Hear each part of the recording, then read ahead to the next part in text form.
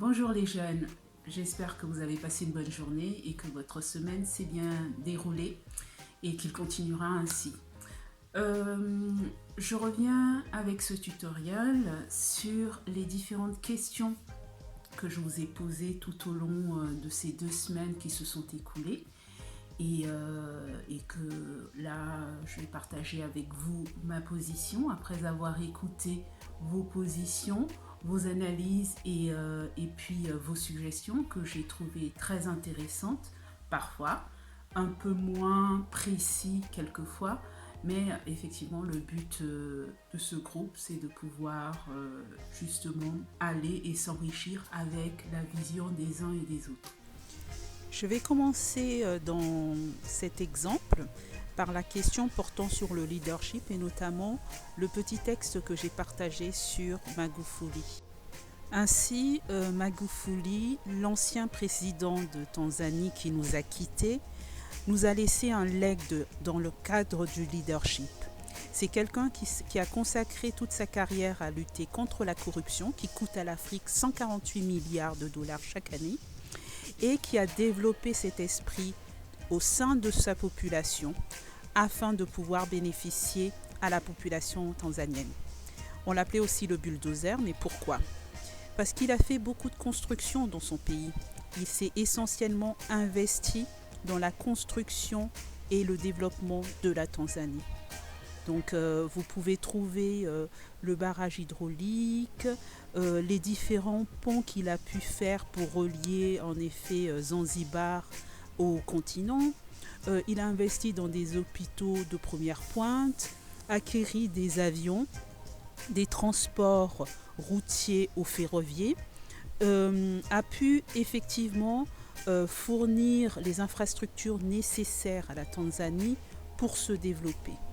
Et il est important que les échanges et le trafic soient fluides et c'est ce qu'il a fait tout au long de sa carrière. Mais pour pouvoir arriver à cela, il n'a pas visé tout de suite le sommet de l'État. Il a commencé en tant que ministre des Travaux publics. Et dans tous les ministères où il est passé, il s'est mis à travailler pour lutter contre la corruption, contre le gaspillage d'État, amener donc les agents, les DG à avoir un fonctionnement qui soit efficace pour le pays, donc réduire les voyages inutiles à l'étranger, réutiliser l'argent récupéré pour investir dans l'éducation qu'il a rendue gratuite en 2016.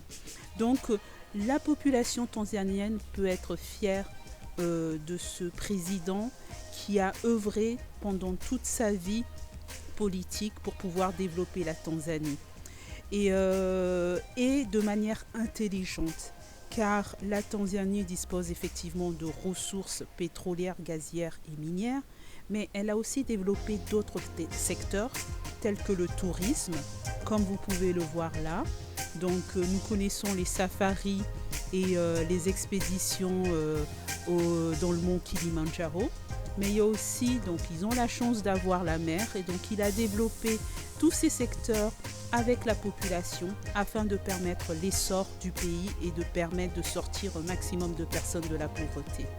Donc nous disons au revoir à Magufuli et nous le laissons rejoindre les ancêtres et notamment Julius Nyerere qui fut le premier président de la Tanzanie et qui a laissé cet héritage-là. L'unité ne nous ramènera pas la richesse, mais il rendra difficile de mépriser et d'humilier l'Afrique et les peuples africains. Cela permettra en effet d'améliorer l'efficacité de la décision, d'implémenter les processus de développement. Sa génération a mené l'Afrique à son indépendance politique, mais les futurs leaders africains et la population africaine doivent suivre cette torche scintillante de la liberté en la renforçant. Voici la question que je veux vous poser concernant la Centrafrique, qui peut nous nommer les différents édifices construits par notre professeur international et les lieux, et que manque-t-il encore d'après vous pour qu'on atteigne le niveau de la Tanzanie? J'espère que cet exemple et ce tuto vous a inspiré.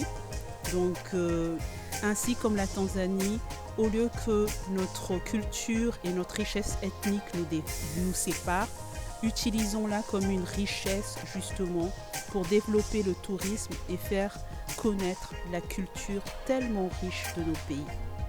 Merci beaucoup et à vos questions et commentaires.